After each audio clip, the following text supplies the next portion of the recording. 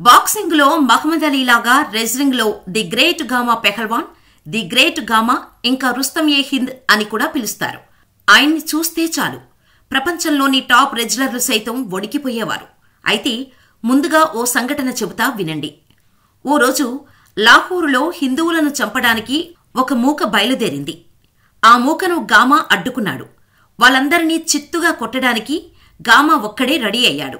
అయితే ఆ మూకలో ఒకడు గామా దగ్గరకు వచ్చి, నువ్వొక్కడివే మమ్మల్ని అందర్నీ అడ్డుకుందామని అని ఆనబోయాడు. కాని ఆలోపే గామా అతని చెంప చెల్లుమనిపించాడు. ఆ దెబ్బకు అతని దవడ పగిలిపోయింది.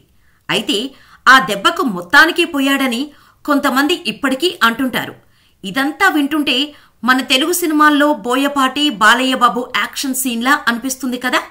కాని ఇదంతా పచ్చి నిజం.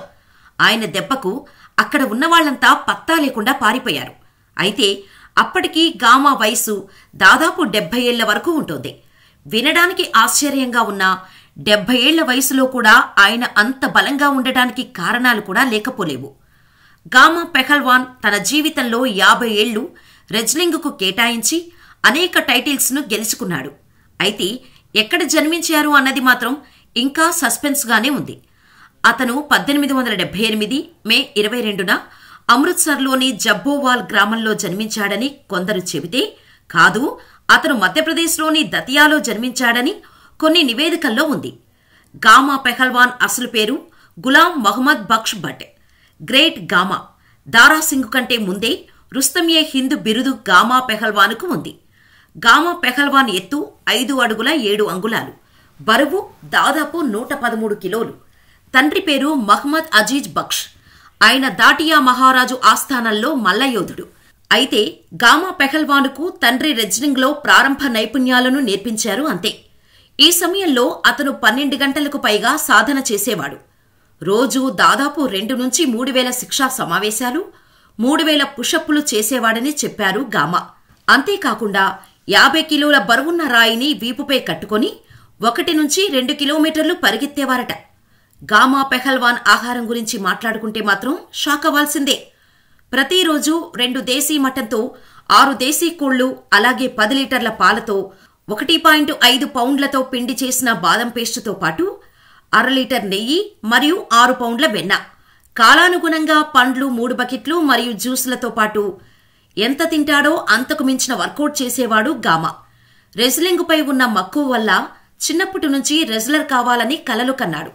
ఇందుకోసం చిన్నప్పటి నుంచి కుస్తీ పట్టడం మొదలుపెట్టి అలా అతి కొద్ది రోజుల్లోనే కుస్తీ ప్రపంచంలో తన పేరుతో చిరస్థాయిగా చెరగని ముద్ర వేశారు గామా.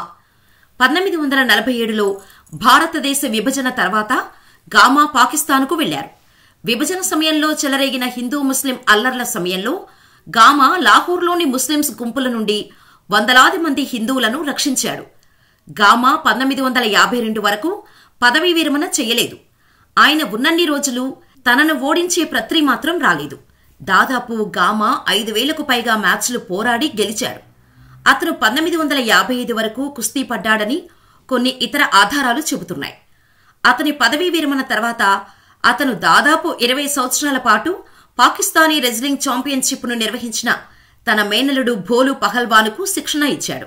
అయితే అతని చివరి రోజులు మాత్రం చాలా దారుణమైన స్థితిలో గడపడం మాత్రం చాలా బాధాకరం. అతనికి 5 కొడుకులు మరియు 4 కూతుర్లు ఉన్నారు.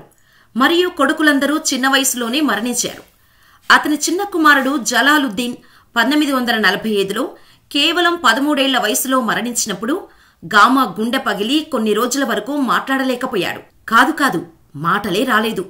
అతను విభజన సమయంలో పాకిస్తాన్కు వలస వచ్చాడు. గామాకు ప్రభుత్వం భూమి మరియు నెలవారీ పెన్షన్ ఇచ్చింది. అతని మరణం వరకు అతని వైద్య ఖర్చులను భరిస్తామని మాటిచ్చింది.